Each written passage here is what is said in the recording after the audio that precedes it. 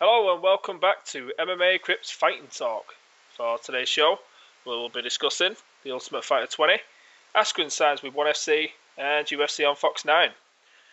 Debating these topics for today's show will be Mr. Greg Marshall, Gregory Sanchez, and Brian Hunt. There seems to be a whole lot of Gregorys and Gregs on the show today. Hey, you're feeling a little left out there, buddy?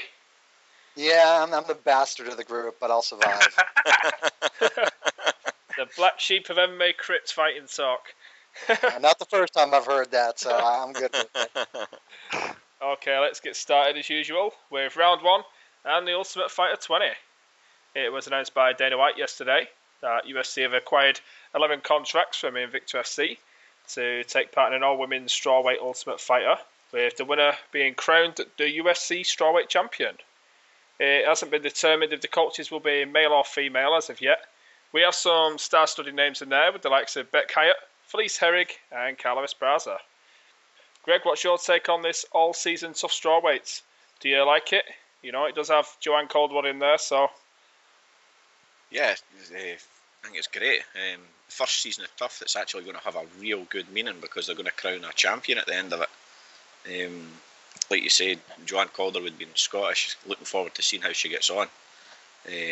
But the 11 names are all top level talent, and when you look at the people who haven't been named, there's obviously 5 places still up for grabs. Jessica Aguilar is actually ranked number 1 in the world for many, and she's signed for WSOF, so hopefully they can get her involved somehow as well. Obviously there's 125ers and 105ers as well that will be probably look at try to get a contract in the UFC too, so you'd imagine that Invicta might not be done giving fighters over yet. They're Michelle Watterson, Jessica Penn, who I'd imagine would be looking to go up 10 pounds to make the weight as well. And then their 125ers, Barb Honchak, Vanessa Porto, Leslie Smith, Michelle Old, maybe all looking at maybe coming down 10 pounds as well. So, and that's just names that we know. There could be other people anywhere that will come in here, but the 11 they've already named are top level, and it will be a great season. And hopefully they've got good coaches really top it off. Brian, what's your take on this all-season tough strawweights? Holy shit, I gotta follow all that name dropping. I hardly know any of these women. I'm catching up on this stuff. He drops off 100 fighters. I'm like, holy crap. I was just going to say it's going to be great for me because I get to learn who a lot of these women are because I haven't been following them. So I like that aspect because I'm going to get introduced front row to a lot of the top women fighters. But I love the tournament aspect. I mean, this isn't tough anymore. This is freaking UFC tournament. It's the opportunity of having the old school pride type tournaments that actually mean something. You're not going to be a Grand Prix champion. I got kind of tired of that, and I'm really tired of what Bellator does. This is going to be the champion, and I like it. I mean, it's going to be a 16-woman tournament. It's what we all kind of cry for. Just it's not going to work anymore in today's MMA until you do something like this, introducing a new division, and a champion's going to be earned. I was butthurt that they just gave Ronda the belt. We didn't give any other Strikeforce champions the belt, but we gave Ronda the belt. She should have at least had to fight one UFC fight to get the belt. So I'm all about this. I really like it, and then maybe I can name half the damn names that Gregory named after this. So I'm good. I'm happy. Brian, you told me you don't know these women. You know, why have you got pictures of them half naked around your office? Well, I didn't know they could fight too. I just looked at them. Gregory Sanchez, what do you make of this all-season tough strawweights?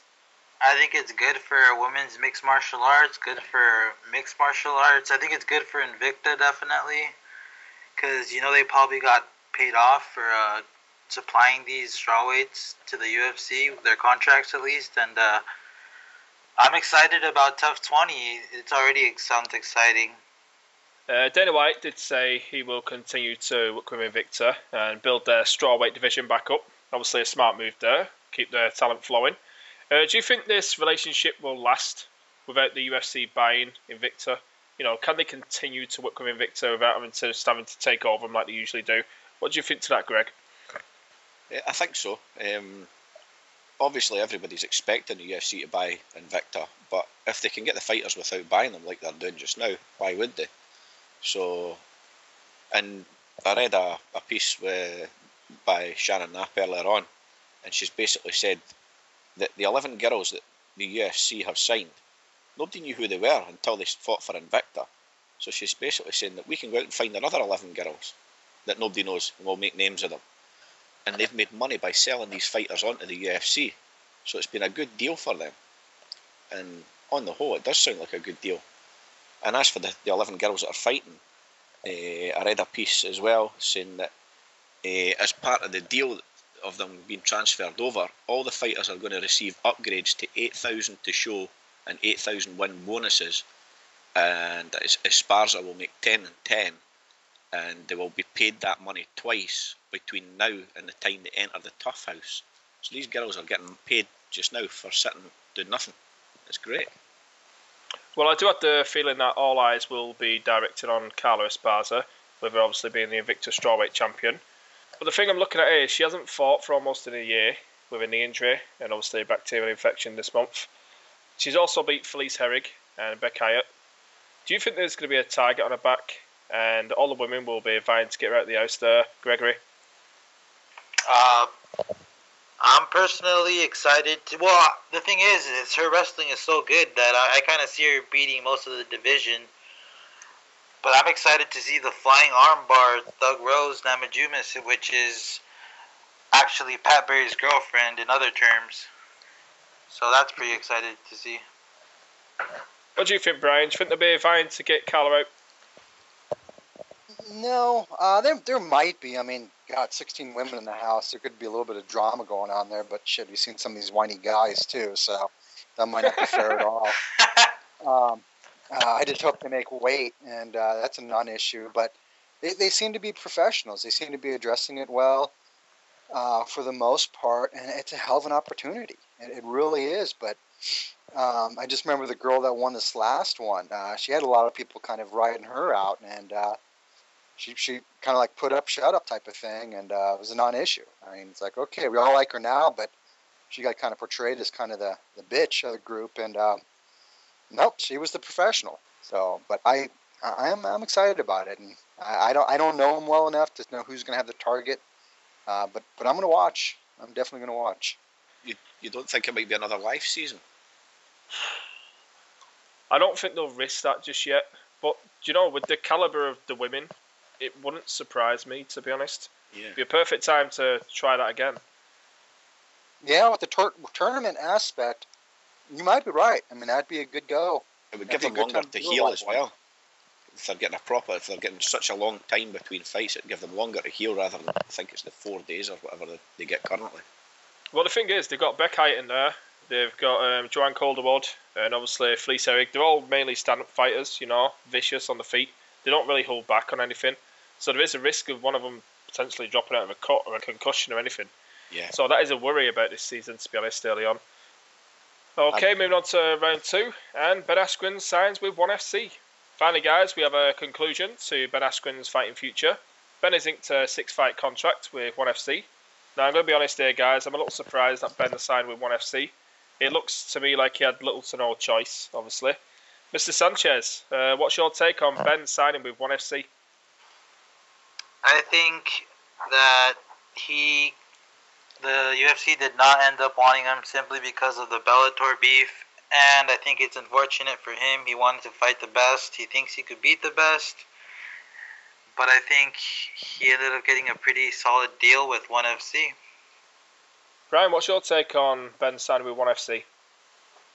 Well, he made the case that he wanted to fight the best, but then he signs with the org that's furthest from the best. I mean, there's just nobody there to fight. I mean, Phil Baroni, really? I mean, it might be a hyped fight, but I'm not excited about that. I'm very disappointed. I can't blame the guy for getting paid, and I hope he got paid well. I hope it was significantly more than the WSOF, because there's some good fights there. But at ONE FC, there isn't anything. I'm not excited about anything. And 2 years from now, he goes 6-0 over there. Is his stock up any higher? No. He's not going to have any real wins that go, oh, okay, wow, that changes everything. That sets my opinion straight. But now you can lose one. I mean, it's MMA. You can lose easily. Doesn't mean you're any less of a fighter. Just shit happens. And then it's going to be like, oh, Dana was right. So, no, I hate the signing. I really do hate the signing. It doesn't get him closer to the UFC. Yeah, you mentioned Phil Baroni. They've been shit talking on Twitter. Obviously think Phil Baroni's trying to build a fight there with him. Mainly, I think Askren's trying to build a fight with Baroni because that's probably the easiest one he can get. You know, Phil Baroni's okay on his back, but we've said in the past, you know, that is his vulnerable spot. So Ben should have no problem with that. Greg, what's your take on Ben signing with ONE FC? Pretty much the same as Brian, to be honest. To say he had no option but to sign with him isn't entirely true, because he had the World Series of Fighting offer on the table, and Dana made it pretty clear, or not just Dana, the UFC had made it pretty clear that he had no names on his resume to speak of, and he's not going to gain that in ONE FC. He may be getting an extra $10,000 a fight or whatever, but he's not going to gain any names on his defeat list. He had to sign for WSOF and beat guys like Fitch or Berkman or Steve Carroll. He had to beat guys like that, but he's went to an organisation where he's going to beat guys nobody's heard of. It's a strange one, because he was adamant he would fight for nothing in the UFC to get a contract. So why wouldn't he just sign for WSOF if he was so desperate to get to the UFC? It's just a strange one to me. Well, Ben did say he was in talks with the UFC. He said they went pretty well, and then he got a phone call saying, you know, they wasn't interested in him. He also took a swipe at Dana White, saying he didn't sign him because of Bellator and Dana White's problems with Bellator, and he actually called Dana White actually immature. Do you think Dana, you know, sort of lets his problems get in the way? You know, because we've seen with the video game with AKA, now we've seen with Bellator and Ben Askren. Do you think he's let the problem with Bellator get in the way of signing Ben Askren? I think it has got in the way somewhat. But it didn't help that he's criticised Ben Askren's fighting style for a long time. You've made the joke about putting Ben Askren fights on to get his kid to sleep. So that clearly didn't help. But he should have been signing the guy. The fact is, he's a legit top 10, I would say, but the very worst top 20 fighter in the world. And his excuse that Askren hadn't beat anybody, he's never beat anybody, and then he who was it? What name was it he gave that? Jay Haram. Yeah, he used that name as he only went to a split decision against Jay Haran. So what? He beat Douglas Lima. He beat all these other guys. These guys were better than Jay Haran. Jay Haran signed for the UFC, and various other fighters who aren't as good as that signed for the UFC. So I don't understand what his point is in that. But Douglas Lima's legit, man. He's really good. And so are some of the other names in his the guy he beat in his last fight, the Russian guy, was it Koreshkov? That guy's legit as well, and he finished him. He's called not a finisher, and he finished the Russian guy. I don't know. Dana's definitely got something to do with the Bellator thing, but there's nothing anybody can do about that. Well, Mr. Sanchez, you heard what Greg said. Do you think the UFC will regret not signing Ben Askren? I mean, he's definitely one of the top guys in the 170-pound division, and sure, Dana White told him, go sign with the WSOF and we're in good terms, but are you really going to expect this guy that he's an Olympic wrestler, to listen to this guy that's not even his boss yet? Like, I think he took that to heart, and he actually signed with a maybe more lucrative contract in ONE FC.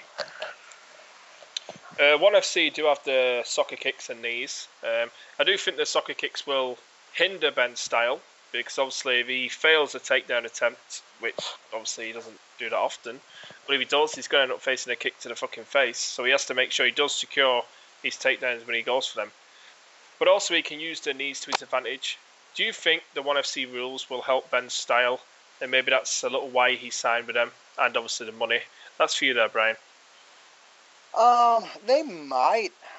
No, he's such a good wrestler that I don't think his chances of soccer kick to the face happening to him is all that high. I mean, he's that good. He's going to be so far above anybody he fights over there with cage control and wrestling. It's going to be a joke. I mean, I don't see it. I mean, if he slips on a banana in the middle of the ring, then maybe the guy might score a kick on him. That's about it. I don't see it. It's just not. It's not going to happen. And to the Dana White part of it, I think Dana White's just being a little bitch. It's not the first time he's been a little bitch over stuff, and he does so much good for the sport. He really, really has. But then he turns into a little bitch for shit like this. Does anybody not think that Ben Askren comes to the UFC and he doesn't beat half the division? He easily beats half the division that's already in the UFC. Easily. Now, does that mean I want to watch him? No. But I don't want to fucking watch Jake Shields either. And he's legit that they force on the main card for us to watch. So how are you going to put Jake Shields on the main card and not Ben Askren? Not even fucking signed Ben Askren. So I'm starting to think you got a distaste there for Jake Shields, Brian. It's becoming a steady thing, isn't it? I don't dislike the guy. I hate watching him fight. I mean, I just don't want to watch him fight. And Askren's going to be the same way, but maybe Askren can actually evolve and have some striking versus where Shields has it. And I think Askren has more upside than Jake Shields does because he's younger to the sport, and I think he can continue to grow. Maybe he doesn't. Maybe he's fucking always melatonin and puts me to sleep. But it irritates me with Dana White sometimes, and this is one of those that has me really irritated with Dana White because it's a little bitch. It's an ex-girlfriend. Blah blah blah. It is. It's.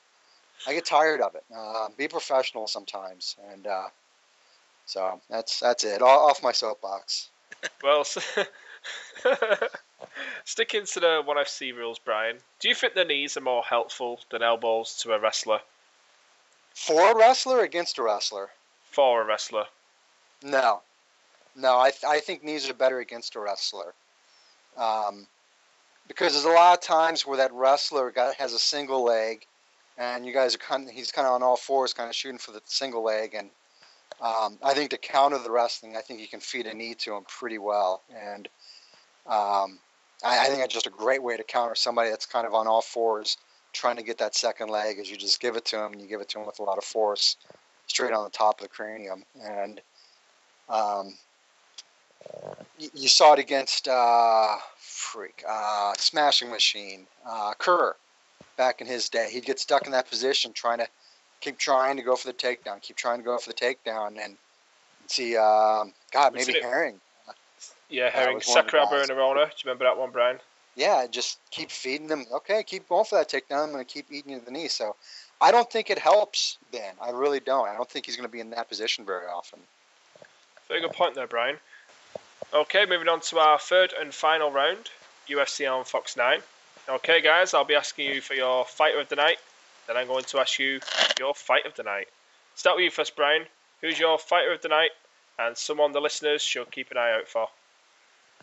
Okay, I got a wheel with all my fighter names on it. I'm just going to spin this motherfucker because there are so many guys on here that can get this award. I mean, it's just, I love Mighty Mouse, and I'm not a big fan of Uriah Faber, but that fight can easily bring you fighter of the night if somebody wins that one decisively.